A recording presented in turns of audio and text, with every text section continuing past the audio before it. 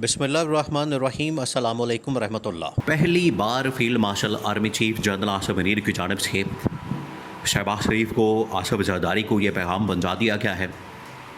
ये पहली बार पैगाम मिला है। इससे पहले जो पैगाम मिला था वो ये था कि 28वीं तरमीम के ऊपर आपने सपोर्ट करना है, 28वीं तरमीम के ऊपर आपने वोट देना है। या तो आपके पास ये ऑप्शन है कि 28वीं तरमीम के ऊपर आप सपोर्ट करें, वोट दें और इसको पास करें, जो कि इस्टेब्लिशमेंट इस वक्त चाहती है और ये पाकिस्तान के मफाद में है, इंटरेस्ट में है, लोगों के इंटरेस्ट में है। देखिए, आप ज़रा इमेजिन करें, सोचें कि जो चीज़ आवाम के मफाद में है, इंटरेस्ट में है, उसमें ये रुकावट बने हुए हैं। यहाँ से आप अंदाज़ा कर सकते हैं, यहाँ से आपको अंदाज़ा होगा इनकी सोच का, इनकी अप्रोच का और इनकी सियासत का, और ये कितनी अवामी खिदमत करते हैं, यहाँ से आप अंदाज़ा कर सकते हैं। रत्ती बराबर भी आवाम के इंटरेस्ट में ये फ़ैसला नहीं करते, आवाम की हिमायत में ये फ़ैसला नहीं करते और आवाम का नहीं सोचते। हमेशा ये अपने इक़्तिदार की खातिर, पावर की खातिर, लूट मार की खातिर सियासत करते हैं। तो यहाँ ये आपके जहनों के अंदर ये बिल्कुल बात वाज़ेह हो जानी चाहिए।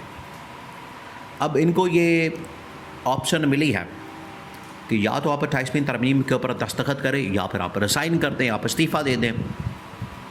लेकिन अब नेक्स्ट लेवल की, बहुत ही नेक्स्ट लेवल की, ये आप समझें कि एक्सट्रीम लेवल की जो इनको धमकी है, थ्रेट है, वो आ गई है, वो इनको मिल गई है, इनको पहुंचा दी गई है कि अगर आपने 28वीं तरमीम के ऊपर दस्तखत ना किया, फिर आप इस्तीफ़ा देने के लिए भी तैयार नहीं हुए, तो फिर मुल्क के अंदर मार्शल लॉ का सामना करने के लिए तैयार हो जाए। अब ये बाकायदा ख़बरें पाकिस्तान के अंदर चलाई जा रही हैं। और मार्शल लॉ, देखिए, पाकिस्तान के अंदर मार्शल लॉ एक बार नहीं, दो बार नहीं, तीन बार नहीं, 4 बार लग चुका है। और अभी भी जो इस वक्त पाकिस्तान के अंदर सेटअप मौजूद है, निज़ाम मौजूद है, ये किस्म का सेमी मार्शल लॉ है, एक हाइब्रिड निज़ाम है। उस हाइब्रिड निज़ाम के अंदर नून लीग और पीपल्स पार्टी की गवर्नमेंट है, इनको ज़बरदस्ती की शादी के अंदर बांध दिया गया है और इनकी इत्तेहादी गवर्नमेंट बना दी गई है। असूलन प्रिंसिपल के तौर पर देखा जाए तो दोनों का ना विज़न एक है, ना सोच एक है, ना नज़रिया एक है, ना इनका आगे का सोचना एक है, ना इनका मंशूर एक है, ना इनका काम एक है। लेकिन फिर भी इनको ज़बरदस्ती इत्तेहादी जमातें बना के हुकूमत के अंदर बिठा दिया गया।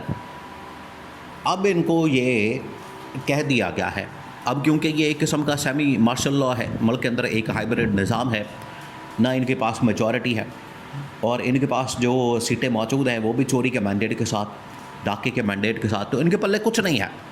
क्या है इनके पल्ले?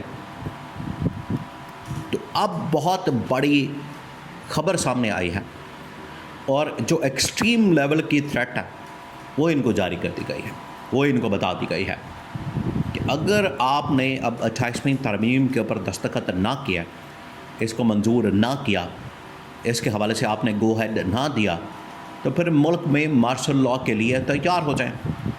अब मार्शल लॉ का मतलब क्या? देखें, अब ये जो मर्ज़ी कर लें, इनको अब इस्टेब्लिशमेंट के मातहत ही काम करना पड़ेगा, डायरेक्ट।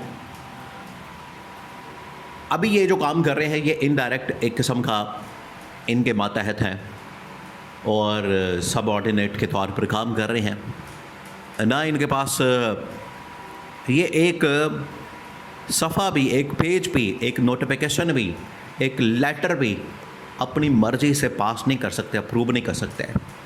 शहबाज शरीफ भी, आसिफ जरदारी भी, ये टोटल औकात है इनके इख्तियारात के कि अपनी मर्ज़ी से एक सफ़ा नहीं ये साइन कर सकते हैं। सुबह उठते हैं, जो इनको कहा जाता है इस्टेब्लिशमेंट की जानिब से, वहाँ पर लोग मौजूद होते हैं इंटेलिजेंस के, मिलिट्री सेक्रेटरी के नाम से उनके पास पूरा एक ओहदा मौजूद होता है, उनकी कम्युनिकेशन इस्टेब्लिशमेंट के साथ होती है।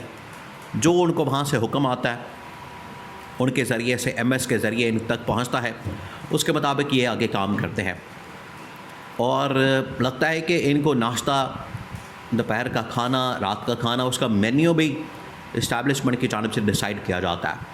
ये इनकी हालत है। और ये आए बड़े तुरम खान बनने या तीसमार खान बनने और रेजिस्टेंस दिखाने और इनकलाबी बनने और इनकलाब लाने की बातें करने और जमहूरियत की बात करने। और आपके पल्ले है क्या? या तो आपके पल्ले कोई आवाम के सपोर्ट हो, आवाम का मैंडेट हो, आवाम की हिमायत हो, तब तो ये बात करते हुए आप अच्छे लगते हैं। जब आपके पल्ले कुछ है ही नहीं, ना आवाम की सपोर्ट है, ना आवाम की हिमायत है, फिर अगर इस्टेब्लिशमेंट कोई काम कर रही है जो कि पाकिस्तान के इंटरेस्ट में, लोगों के इंटरेस्ट में है, तो फिर आप उसको कर गुजरें। आपको बड़ी तकलीफ़ है। तकलीफ़ इस बात की है कि इनका जो लूटमार है NFC के ज़रिए, इनकी जो पावर है, ताकत है, बल्दियाती निज़ाम आने से ख़त्म हो जाएगी और जो वफाक के अंदर ताकत है वो इस्टेब्लिशमेंट के पास चली जाएगी। इस बात की इनको तकलीफ़ है। तो इस्टेब्लिशमेंट ने तो वो काम करना है, उसने तो सूबे बनाने हैं, उसने तो बल्दियाती निज़ाम को बेहतर करना है, लाना है। बेहतर क्या करना है अभी तो है ही नहीं, वजूद ही नहीं। उसको कम से कम लाना है, उसको अप्लाई करना है और निचले लेवल के ऊपर इक़्तिदार भी और पैसा भी मुंतकिल करना है और वफाक का कंट्रोल अपने हाथ में रखना है। डिप्लोमेटिक मामलात, फाइनेंशियल मामलात, इंटरनेशनल मामलात, फॉरेन पॉलिसी के मामलात, वो तमाम के तमाम इस्टेब्लिशमेंट ने अपने पास रखे और उसके बाद तालीम और सेहत को भी अपने पास रखना है। ये है असल में एजेंडा इस्टेब्लिशमेंट का मुकम्मल। इसके ऊपर वो काम करने के लिए तैयार हैं, लेकिन ये रुकावट बने हुए हैं, ये बीच में अपना लोच तल रहे हैं। तो जब इनकी जानिब से कोई लोच तला जाएगा, जब ये रुकावट बनेंगे, इनकी जानिब से कोई रुकावट डाली जाएगी, तो फिर इनके साथ यही होगा, इनको लग पता जाएगा। अब ये इनको कह दिया गया है कि आप या फिर इसको साइन करें 28वें तरमीम को, इसके ऊपर अंगूठा लगाएं, इसको वोट दें, सपोर्ट करें, या फिर आप रिज़ाइन करें। अगर ये दोनों काम नहीं कर रहे हैं तो फिर भी आपको निकाला तो जाना है। आप 28वीं तरमीम पास कर देंगे तब भी निकाले जाएंगे, आप इसको पास नहीं करते तब भी निकाले जाएंगे।